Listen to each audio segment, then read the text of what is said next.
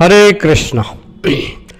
তো আজ আমরা ফাতেমা মাতাজি সিরিজের সপ্তম পর্ব প্রকাশ করতে চলেছি। তো ফাতেমা মাতাজি আমার বহু প্রশ্নের উত্তর দিয়েছেন, কিন্তু অধিকাংশ উত্তরকেই আমার কাছে মনে হয়েছে যে এগুলি সন্তোষজনক নয়, যার জন্য আমি এর আগেও একটা ভিডিও বানিয়েছিলাম, পচা উত্তর বলে একটা ভিডিও বানিয়েছিলাম। উত্তরগুলো অনেকটা 2 + 2 = 5, 2 + 2 = 5 এর মতো। খুব একটা বুদ্ধিদীপ্ত উত্তর বলে আমার কাছে মনে হয়নি। আমি উত্তর চেয়েছিলাম 2 + 2 = 4 এরকম হোক, উত্তরগুলি হোক 2 + 2 = 4, কিন্তু ওনার অনেক উত্তর আমার কাছে মনে হয়েছে 2 + 2 = 5, 2 + 2 = 6। তো এইভাবে উত্তরগুলি আমার কাছে বুদ্ধিদীপ্ত মনে হয়নি। উনি আমাকে যে শিশু সুলভ বলেছেন, তো একটা শিশুও যদি 3 বার ঘাড় নেড়ে বলে যে 2 + 2 = 4, তাহলে 3 বার ঘাড় নাড়লেও শিশুর উত্তরটিকে সঠিক বলে মানতে হবে, কারণ সে তো আর 2 + 2 = 5 বলছে না। তো যাই হোক, এখন আমার বক্তব্যকে সুপ্রতিষ্ঠিত করার জন্য আমি আজকে একটি ভিডিও ক্লিপস দেখাবো, তারপরে আমি ফাতেমা মাতাজি সম্পর্কে আলোচনায় প্রবেশ করব। হরে কৃষ্ণ। এবার ভিডিও ক্লিপসটি দেখুন। নমস্কার সুপ্রিয় দর্শক, সকলকেই স্বাগত হিন্দু লাইফস ম্যাটার ইউটিউব চ্যানেলে। দর্শক, গাজওয়াতুল হিন্দ ঠেকাতে ভারতের উত্তরপ্রদেশে মুসলমানদের পয়গম্বর নবী মোহাম্মদের বিরুদ্ধে মামলা। তো কোন প্রেক্ষাপটে এই মামলাটি হয়েছে দর্শক, আমরা সেই প্রেক্ষাপটটি নিয়ে আলোচনা করব এবং তারপরে এই মামলার বিষয়টি নিয়ে আলোচনা করব, সাথে থাকবেন। দর্শক, 6 বছরের অহন এবং 7 বছরের পীযূষ, 2 শিশু নৃশংসভাবে খুন। অল্পের জন্য রক্ষা পেয়েছে তাদের 11 বছর বয়সী বড় ভাই আয়ুষ। ঘটনার 24 ঘন্টার মধ্যেই পুলিশের সঙ্গে এনকাউন্টারে খতম একজন আততায়ী। উত্তরপ্রদেশে এই হাড় হিম করা ঘটনা ঘটেছে। দর্শক, অভিযুক্তের নাম সাজিদ। জানা গিয়েছে সাজিদের এবং তার ভাই জাবেদের সেই এলাকায় বেশ কয়েকটি চুল কাটার সেলুন ছিল এবং সেই একটি সেলুনের উল্টো দিকে ঠিকাদার বিনোদ ঠাকুরের বাড়ি। এই বিনোদ ঠাকুর পরিবারের সাথে সাজিদ এবং জাবেদ ভাইদের ভালো সম্পর্ক এবং এই সুসম্পর্কের সুবাদে প্রায় নিত্যদিনই ওই বাড়িতে যাতায়াত ছিল সাজিদের। বিনোদের স্ত্রী সঙ্গীতা ও তাদের 3 সন্তানের সঙ্গে সাজিদের সম্পর্ক খুব ভালো ছিল। গত মঙ্গলবার 19 মার্চ সন্ধ্যায় ওই বাড়িতে গিয়ে স্ত্রী অন্তঃসত্ত্বা ডেলিভারির জন্য সঙ্গীতার কাছ থেকে 5,000 টাকা ধার চায়। সঙ্গীতা সেই টাকা দিয়ে সাজিদের জন্য চা বানাতে গিয়েছিলেন। এরই মধ্যে বিনোদ এবং সঙ্গীতার 11 বছরের ছেলে আয়ুষকে নিয়ে বাড়ির দোতলায় চলে যায় সাজিদ। সেখানেই ছিল আয়ুষের 2 ভাই, 6 বছরের অহন এবং 7 বছরের পীযূষ। দোতলায় গিয়ে ছুরি দিয়ে আয়ুষ এবং অহনের গলা কেটে ফেলে সাজিদ। পীযূষের উপরও হামলা চালায়। তবে পীযূষ কোনো ক্রমে পালিয়ে এসে দৌড়ে মাকে ঘটনার কথা জানায়। চিৎকার শুরু করে সঙ্গীতা। এরই মধ্যে সাজিদ বাইরে বেরিয়ে তার ভাই জাবেদের বাইকে উঠে চম্পট। চিৎকার শুনে প্রতিবেশীরা ছুটে এলেও তারা পালিয়ে যেতে সক্ষম হয়। অবশেষে মাঝরাতে তাদের নাগাল পায় পুলিশ। পুলিশকে দেখে গুলি চালানো শুরু করে সাজিদ। পাল্টা গুলিতে খতম করা হয় শিশুহন্তা সাজিদকে। তবে তার ভাই জাবেদ পালিয়ে যায়। বুধবার ঘটনাস্থলে বিক্ষোভ দেখান এলাকাবাসী, এমনকি জাবেদের সেলুনেও আগুন লাগিয়ে দেওয়া হয়। দর্শক, পরবর্তীতে গ্রেপ্তার করা হয় জাবেদকেও। তার গ্রেপ্তারের আগে একটি ভিডিওতে জাবেদ বলেছে যে সে ঘটনায় জড়িত নয়, তার ভাই এটা করেছে, কেন করেছে সে তা জানে না। কিন্তু ঘটনা সম্পর্কে অবহিত হওয়ার পরে বোদাউনে সে পৌঁছেছে, কিন্তু এলাকায় বিক্ষুব্ধ জনতা দেখে সে দিল্লিতে পালিয়ে যায়। এরপর আত্মসমর্পণ করতে ব্যারেলি পৌঁছানোর পর স্থানীয়দের হাতে ধরা পড়ে, পরে তারা তাকে পুলিশের হাতে তুলে দেয়। দর্শক, শুনুন জাবেদের বক্তব্য। मैं तुरंत वहाँ से आया बदायूं के लिए, वहाँ पब्लिक बहुत थी, मैं सीधा दिल्ली भाग गया। मैं दिल्ली से सीधी बरेली आया हूँ अपने आप को सरेंडर करने के लिए। सीधी मेरे पास रिकॉर्डिंग है कई लोगों की, जहाँ से मेरे पास फोन आया कि तुम्हारे भाई ने ये कांड कर दिया है। नहीं ऐसा है, गाँव में मैं एक बात बताऊं, सुनो मेरी फोन अभी ऑफ मैंने कर रखा। बात सुनो, तुम अभी जैसे कहने मतलब पुलिस के तो निकाल तेरी बहन की तेरी। भाई मैं देखो बहुत सीधा शरीफ आदमी हूँ। देखो एक का तो एनकाउंटर हो चुका है। हाँ भाई, मैं वो कौन था जिसका मेरा बड़ा भाई था, लेकिन उसने किया था। मैं उसमें बिल्कुल ही मेरा कुछ नहीं है। अच्छा, नाम जावेद है ना? मेरा नाम क्या नाम है तुम्हारा? मोहम्मद जावेद। मोहम्मद जावेद। जिला कौन सा है तुम्हारा? बताइए। बदायूं जिला, ठीक है। 12 दिन ले चलो। मुझे भाई पुलिस के हवाले करवा दो, क्योंकि मैं बिल्कुल मोहम्मद जावेद। দর্শক, দুই সন্তানকে হারিয়ে শোকস্তব্ধ পাগল প্রায় সঙ্গীতা ও বিনোদ।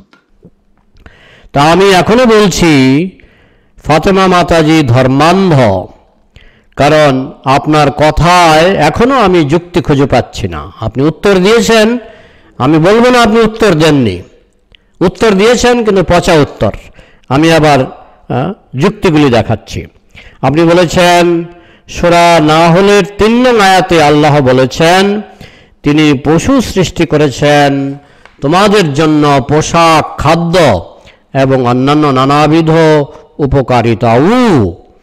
তো এইটুকু তো আমি 16 আনা মানছি, এইটুকু আমি 16 আনা মানছি, কিন্তু যেটা মানছি না সেটা অত্যন্ত সূক্ষ্ম পয়েন্ট, অত্যন্ত চিকন পয়েন্ট।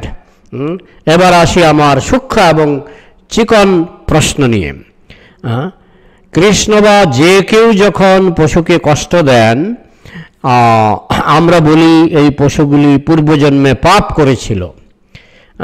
আমার সূক্ষ্ম প্রশ্নটা হচ্ছে এই পশুর কষ্টের কারণ কি? আপনি বলেছেন কষ্ট পায় না, সেটা আমি আলোচনা করব, কিন্তু আমাদের উত্তর হলো যে পশুগুলি কষ্ট পাচ্ছে তারা পূর্বজন্মে পাপ করেছিল।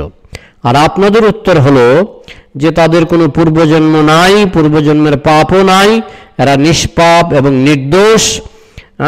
তো আমাদের উত্তর হলো এরা নিষ্পাপ নয়, নির্দোষ নয়, এরা পূর্বজন্মে পাপ করেছিল। বিনা পাপে, বিনা দোষে কৃষ্ণ তাদেরকে কষ্ট দিচ্ছেন না। আর আপনারা কি বলছেন? এরা 100% নির্দোষ। গরু, ছাগল এরা 100% নির্দোষ। এই যে ভিডিওতে দুটো শিশুর হত্যাকাণ্ড দেখানো হলো, সেখানেও আমরা জানি শিশুগুলি আপাত দৃষ্টিতে মনে হচ্ছে নির্দোষ এবং নিষ্পাপ। তো এইভাবে এই সব পশু এবং শিশুদের কষ্টের কারণ আমাদের শাস্ত্রে ব্যাখ্যা করা হয়েছে, আমাদের সনাতন শাস্ত্রে ব্যাখ্যা করা হয়েছে। এই যে দুটো শিশু মারা গেল কষ্ট পেয়ে, আমাদের শাস্ত্রের কি ব্যাখ্যা? না, এদের পূর্বজন্মে কোনো পাপ ছিল। কিন্তু আপনারা বলেন এই শিশু দুটো নিষ্পাপ, গরু নিষ্পাপ, ছাগল নিষ্পাপ, যারা এই সংসারে কষ্ট পাচ্ছে সবাই নিষ্পাপ এবং নির্দোষ।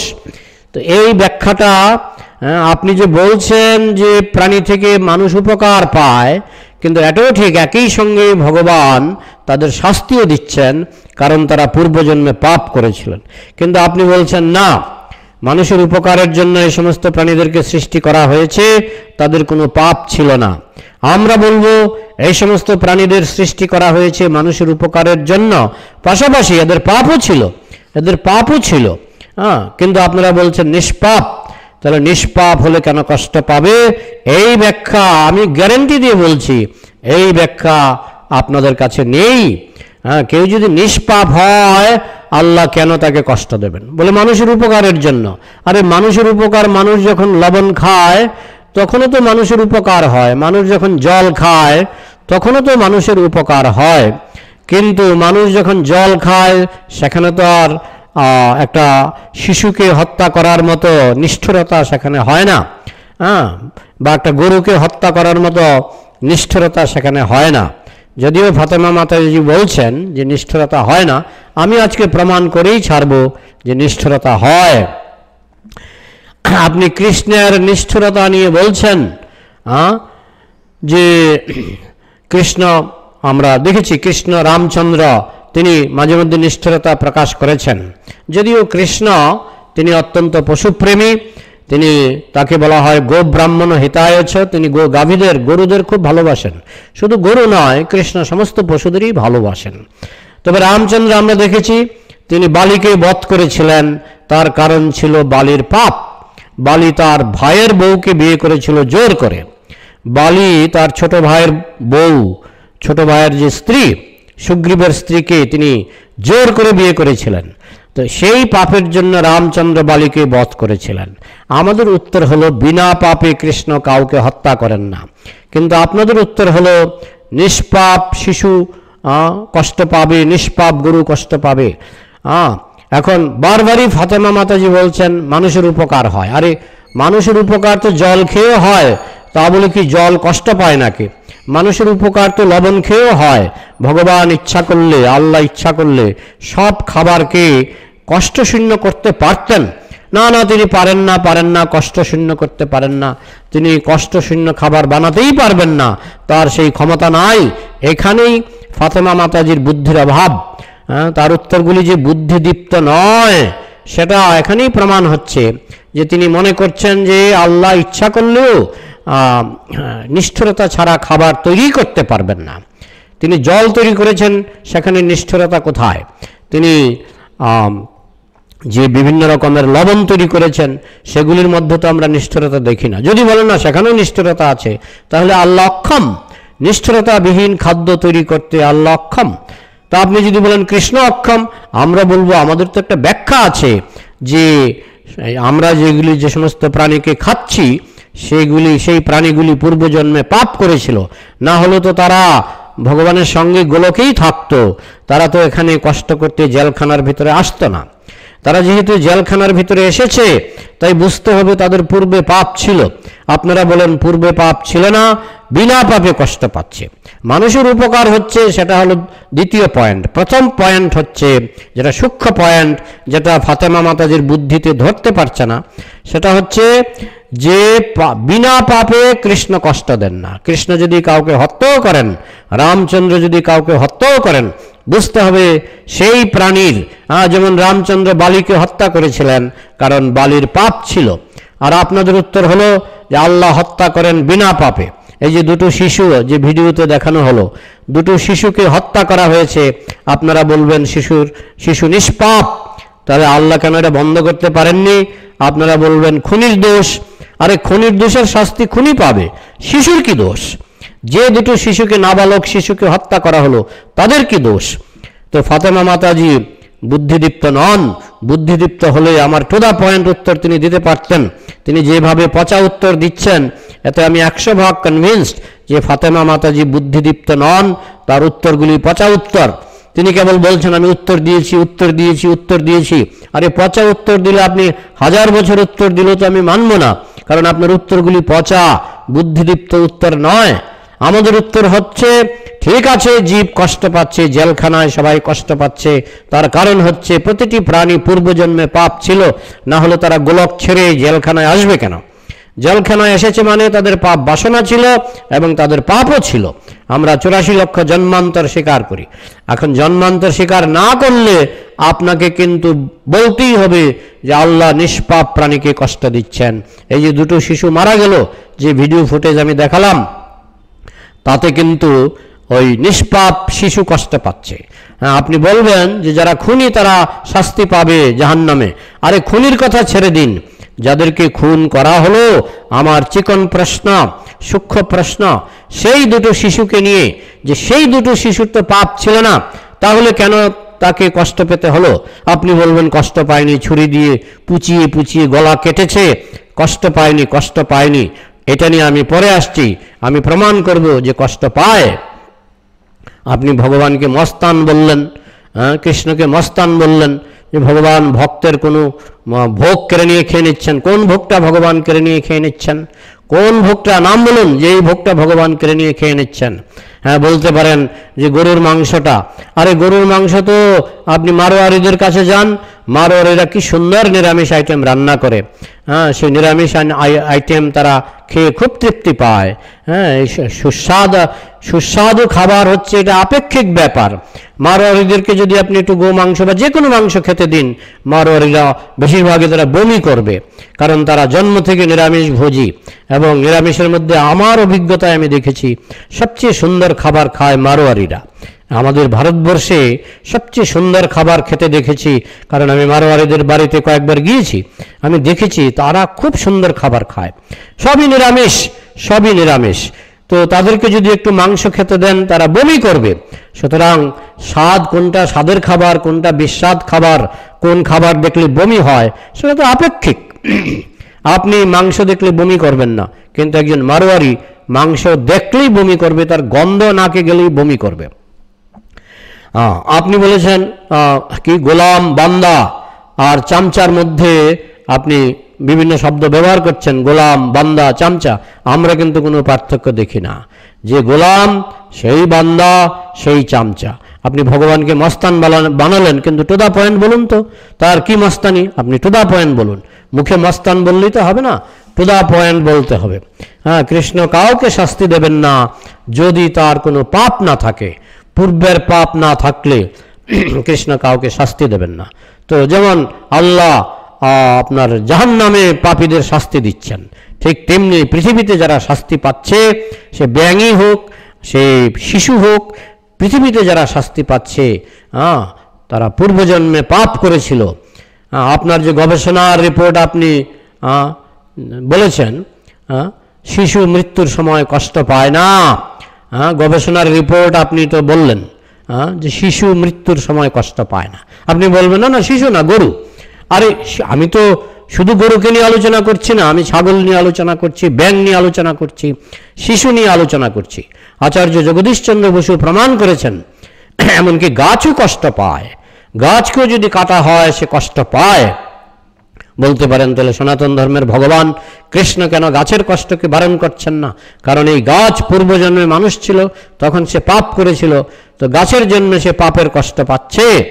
মানুষও পাপের কষ্ট পায়, পশুও পাপের কষ্ট পায়, গাছও পাপের কষ্ট পায়। সনাতন ধর্মে পাপকে কষ্টের কারণ হিসাবে স্বীকার করা হয়েছে। পাপ বা দোষ, দোষকে কষ্টের কারণ হিসাবে স্বীকার করা হয়েছে। আপনারা বলবেন না, নির্দোষ নির্দোষ নিষ্পাপ কষ্ট পাবে। এইটা হচ্ছে আমার সূক্ষ্ম প্রশ্ন। ফাতেমা মাতাজি উত্তর দিয়েছেন, কিন্তু আমার সূক্ষ্ম প্রশ্নের উত্তর দেননি বলে আমি বলবো উত্তরটা পচা উত্তর, এটা বুদ্ধিদীপ্ত উত্তর নয়। গাছও কষ্ট পায়। আমি দেখেছি একটা কচ্ছপকে, এক বাড়িতে আমি একবার গেলাম, দেখলাম একটা কচ্ছপকে গরম জলে সিদ্ধ করে মারা হচ্ছে। কচ্ছপটা ছটফট করছে। আপনি বলবেন না কচ্ছপটা কষ্ট পায়নি, আমি বলবো কচ্ছপটা কষ্ট পায়। কচ্ছপটা কষ্ট পেয়েছে এবং সেই কষ্টের পেছনে রয়েছে তার পূর্বজন্মের পাপ। এখন সেই পাপের বিচার ভগবান করুক, কিন্তু মানুষ যখন করে মানুষ হয়ে যায় বিচারক। তো এই জন্য ভগবান বলে দিয়েছেন কাউকে কষ্ট দেবে না। আর যদি বাই চান্স কেউ কোনো মানুষ ভগবানের কথা শুনে না, তাহলে বুঝতে হবে যে সেই প্রাণীটারও পূর্বজন্মে পাপ ছিল। গাছও কষ্ট পায়, ছাগলও কষ্ট পায়, গরুও কষ্ট পায়। সনাতন ধর্ম এই কষ্টকেও তো অস্বীকার করে না। সনাতন ধর্ম এই কষ্টকে অস্বীকার করে না, শুধু বলে এই কষ্ট হচ্ছে পূর্বজন্মের পাপের জন্য। কিন্তু আপনারা বলেন নিষ্পাপ নির্দোষ কষ্ট পাবেই। আপনি বলুন আর নয় বলুন, আপনার কথা থেকে এই কথাটাই বেরিয়ে আসছে। মনে করুন একটা ছাগলকে জীবন্ত অবস্থায় চামড়া ছাড়ানো হলো, অনেকে করে। অনেকে, আপনি যে পিস্তলের নাম বলেছেন, সবাই পিস্তল দিয়ে ছাগল হত্যা করে না। পৃথিবীতে কোটি কোটি ছাগল হত্যা হচ্ছে, কোটি কোটি গরু হত্যা হচ্ছে, সবাইকে আপনার ওই পিস্তল ব্যবহার করে নাকি?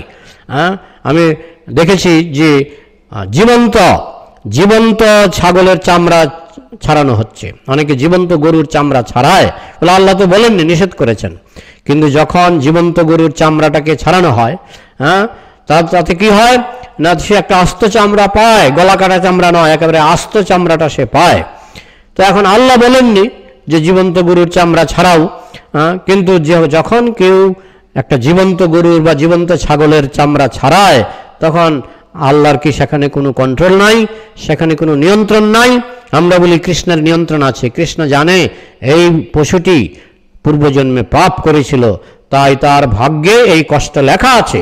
কিন্তু আপনারা বলেন যে পশুটিকে পূর্বজন্মে তার কোনো পাপ নাই, সে নিষ্পাপ, তাকেও যদি চামড়া ছাড়ানো হয়, বলে এটা যে চামড়া ছাড়ালো তার পরীক্ষা। কিন্তু আমার প্রশ্ন তাকে নিয়ে নয়, যে কষ্ট দিচ্ছে তাকে নিয়ে আমার প্রশ্ন নয়। আমার চিকন প্রশ্ন হলো যে কষ্ট পাচ্ছে, যে গরু, যে কচ্ছপ কষ্ট পাচ্ছে, তাকে নিয়ে আমার প্রশ্ন। যে কচ্ছপটাকে গরম জলে সিদ্ধ করে হত্যা করলো, তাকে নিয়ে আমার প্রশ্ন নয়। এটা বুদ্ধিদীপ্ত হলে আপনি ফাতেমা মাতাজি আপনি বুঝতে পারবেন। আমার প্রশ্ন হলো যে কচ্ছপকে গরম জলে সিদ্ধ করা হলো, সেই কচ্ছপ কষ্ট পেয়েছে কিনা? বলে হ্যাঁ পেয়েছে। তাহলে সেই কচ্ছপ কি নিষ্পাপ না নির্দোষ, না তার কোনো পাপ ছিল? আমাদের সনাতন ধর্মের উত্তর হলো তার পাপ ছিল, আপনাদের উত্তর হলো সে নিষ্পাপ। তো আল্লাহ কেন নিষ্পাপকে কষ্ট দেবেন? আল্লাহ নিশ্চয়ই হত্যাকারীকে শাস্তি দেবেন, কিন্তু আমার প্রশ্ন তো হত্যাকারীকে নিয়ে নয়। হ্যাঁ, আমার প্রশ্ন হলো ছাগল কেন কষ্ট পেল? যে ছাগলকে হত্যা করা হলো, যে হত্যা করলো আল্লাহ তার বিচার করবেন, কিন্তু যাকে হত্যা করা হলো সে কেন কষ্ট পেল? আপনারা বলবেন নিষ্পাপ, নিষ্পাপ, নিষ্পাপ, নির্দোষ। হ্যাঁ, আপনি ক্যাপটিভ বোল্ট পিস্তলের কথা বলেছেন। তো পৃথিবীতে যে কোটি কোটি গাভীদেরকে হত্যা করা হচ্ছে, তাদের কি ক্যাপটিভ বোল্ট পিস্তল দিয়ে হত্যা করা হচ্ছে? নির্দিষ্ট স্থানে, মাথার নির্দিষ্ট স্থানে ক্যাপটিভ বোল্ট পিস্তল ব্যবহার করা হচ্ছে? এই যে কোটি কোটি ছাগল, কোটি কোটি গরু, কোটি কোটি কচ্ছপ হত্যা করা হচ্ছে, এদেরকে কি ক্যাপটিভ বোল্ট পিস্তল দিয়ে হত্যা করা হচ্ছে? নিশ্চয়ই না, নিশ্চয়ই না। বহু প্রাণীকে কষ্ট দিয়ে হত্যা করা হচ্ছে। আমি দেখি অনেক কুকুরের অনেক সময় হাত পা পচে যায়, তারা সারা জীবন বেঁচে থাকে, যতক্ষণ বেঁচে থাকে কষ্ট পায়। আপনি বলবেন কষ্ট পায় না, কষ্ট পায় না। এবং যদি বলি কুকুরের শরীরটা যে পচে গেল তার কষ্ট কেন? আমার চিকন প্রশ্ন, সূক্ষ্ম প্রশ্ন। আপনি বলবেন কুকুরটা নির্দোষ, কুকুরটার কোনো পাপ নাই। গরুটা নির্দোষ, অনেক সময় গরুর পা ভেঙে যায়, গরু কষ্ট করে জীবনযাপন করে, অনেক সময় গরুর শরীরে পচা লেগে যায়, সে কষ্ট করে বেঁচে থাকে। তা আপনি বলবেন গরুটা নিষ্পাপ। তো নিষ্পাপ হলে সে কেন কষ্ট পাচ্ছে? তার কেন পা ভাঙলো? তার কেন কষ্ট হচ্ছে? আপনি কেবল ক্যাপটিভ বোল্ট দিয়ে, ক্যাপটিভ বোল্টের সীমার মধ্যে কোটি কোটি গরুকে আপনি তো আটকাতে পারেন না, যে সব গরুকেই ক্যাপটিভ বোল্ট পিস্তল দিয়ে মারা হবে, এরকম তো আপনি বলতে পারেন না। মানুষকে খেতে বারণ না করলে যদি গরু কষ্ট পায়, তাহলে আল্লাহ এমন খাদ্য সৃষ্টি করুক যেগুলি এমন খাদ্য যা কষ্ট পাবে না, যেমন জল, লবণ। ভগবানকে এমন খাদ্যই বানাতে হবে যেগুলি কষ্ট পাবেই। কেন? ভগবানকে অক্ষম নাকি? তিনি ইচ্ছা করলে বলে না আমরা গরুর মাংস খেতে ভালোবাসি বা ছাগলের মাংস খেতে ভালোবাসি। আল্লাহ ইচ্ছা করলে গরুর মাংস, ছাগলের মাংস এমন করে বানাতে পারেন, যেমন জল তিনি এমন করে বানিয়েছেন জল কষ্ট পায় না, লবণ তিনি এমন করে বানিয়েছেন যে লবণ কষ্ট পায় না। তো তিনি ইচ্ছা করলে মাংস এরকম করে বানাতে পারেন যে মাংস কষ্ট পাবে না, কিন্তু আমরা দেখি এরা কষ্ট পায়। আপনি যতই ক্যাপটিভ বোল্ট পিস্তলের কথা বলুন, পৃথিবীতে কোটি কোটি গরু ক্যাপটিভ বোল্ট পিস্তল দিয়ে হত্যা করা হয়, এটার মতো পচা উত্তর বোধহয় আর কিছু নাই। আপনি বলবেন যে শিশুরা মৃত্যুর সময় কষ্ট পায় না, তো যে ভিডিওটি আমি দেখালাম তাতে কি শিশুরা মৃত্যুর সময় কষ্ট পায়নি? আপনি গায়ের জোরে বললেই হবে। এই জন্য আমি আপনার নাম দিয়েছি ধর্মান্ধ। ঠিক আছে, আপনি ধর্মান্ধ থাকুন, কিন্তু একটু ভালো মুসলমান হওয়ার চেষ্টা করুন। এবার আসুন সূরা বাকারা 155 কষ্টের মাধ্যমে পরীক্ষা। এখানে যে দুটো শিশুকে হত্যা করা হলো তাদের কি পরীক্ষা হলো? শিশু দুটি, আপনি যে বললেন সূরা বাকারা 155, যে কষ্টের মাধ্যমে আল্লাহ পরীক্ষা নেয়। তো যে ভিডিওতে আমি দুটো শিশুকে হত্যা করার ব্যাপারটা দেখালাম, তো সেখানে শিশু দুটির কি পরীক্ষা হলো আপনি টু দা পয়েন্ট উত্তর দেবেন। আপনি সূরা আনফাল আয়াত নম্বর 21 কথা উল্লেখ করেছেন যে পরীক্ষায় উত্তীর্ণ হওয়ার জন্য ভগবান আমাদেরকে কষ্ট দেন। কিন্তু আমার ভিডিওতে যে শিশু দুটিকে দেখানো হলো, যে শিশু দুটিকে হত্যা করা হলো, তাদের মাধ্যমে শিশু দুটোর কি পরীক্ষা হলো, শিশু দুটি কিভাবে পরীক্ষায় উত্তীর্ণ হলেন, তারা তো কষ্ট পেয়েছেন। যে কচ্ছপকে গরম জলে সিদ্ধ করা হলো, সেই কচ্ছপের কি পরীক্ষা হলো? না, পরীক্ষা শুধু মানুষের। তাহলে নিষ্পাপ কচ্ছপ কেন কষ্ট পাবে? এটা আল্লাহর ইচ্ছা। নিষ্পাপ নির্দোষ কচ্ছপ কষ্ট পাবে, নিষ্পাপ নির্দোষ ব্যাঙ কষ্ট পাবে। বলে ব্যাঙ কষ্ট পায় না, তাহলে সে মিউ মিউ করে ডাকে কেন? যখন সে সাপের মুখে থাকে তখন সে মিউ মিউ করে ডাকে কেন? ফাতেমা মাতাজি, আপনার উত্তরগুলি কিন্তু পচা উত্তর।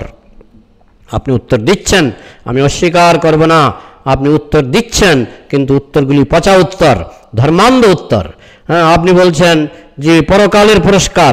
হ্যাঁ, একটা গরুকে যদি আপনার ওই ক্যাপটিভ পিস্তল ছাড়া, ক্যাপটিভ বোল্ড পিস্তল ছাড়া একটা গরুকে যদি চামড়া ছাড়ানো হয়, হ্যাঁ, তো জীবন্ত গরুকে যদি চামড়া ছাড়িয়ে কাটা হয়, হ্যাঁ, তাহলে সে পরকালে কি পুরস্কার পাবে?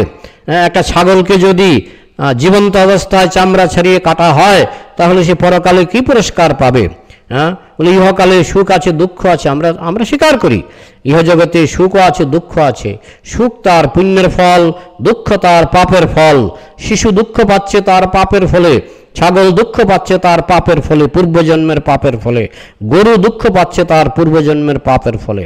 কিন্তু আপনি তো ওই অর্ধেক সুখ অর্ধেক দুঃখ মানলেন, কিন্তু কারণটা কি?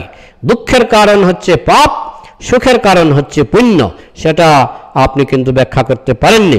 হ্যাঁ, আর দয়া নিষ্ঠুরতা আপনি দেখাচ্ছেন আল্লাহর দয়া আছে, মানুষকে গরু খাওয়াচ্ছে, ছাগল খাওয়াচ্ছে, আল্লাহর দয়া আছে, কিন্তু ছাগলের প্রতি দয়াটা কোথায়? গরুর প্রতি দয়াটা কোথায়? না, তাদেরকে পুরস্কার দেবে পরকালে। তারা কি পুরস্কার পাবে? একটা কচ্ছপ, সে তাকে যখন গরম জলে সিদ্ধ করে মারা হয়, সে কি পুরস্কার পাবে? যাই হোক, আপনার উত্তরগুলি আমার কাছে হাস্যকর মনে হয়েছে এবং আমি কোনোদিনও এই উত্তর মানতে পারবো না কোনো বুদ্ধিমান মানুষ। যদি কেউ বলে যে উত্তরগুলি, ফাতেমা মাতাজির উত্তরগুলি ঠিক আছে, কমেন্ট বক্সে জানাবেন, আমরা দেখব চিন্তা করে। কমেন্ট বক্সে আপনারা জানাবেন। তবে আমি ফাতেমা মাতাজিকে বলবো, আপনি মুসলিম হন, মুসলিম থাকুন, কিন্তু আপনি ভালো মুসলিম হন। গরুকে কষ্ট দেবেন না। গরু কত উপকারী প্রাণী, কত উপকারী প্রাণী। গরুর দুধ খেয়ে মানুষ, মার দুধের পরে সেকেন্ড পজিশনে রয়েছে গরুর দুধ। হ্যাঁ, তো এই যে এত উপকারী প্রাণী, তাকে কষ্ট দিয়ে আপনাদের কি লাভ? হ্যাঁ, নিষ্ঠুরতাকে আপনি ধর্ম বলে মনে করছেন এবং নিষ্ঠুরতার কোনো ব্যাখ্যা নাই। ওগুলো মানুষের উপকার। আপনি একটা উপকার দেখলে হবে না, গরুর কি উপকার হচ্ছে দেখুন। গরুর কি উপকার হচ্ছে? যে কচ্ছপকে গরম জলে সিদ্ধ করা হলো তার কি উপকার হচ্ছে?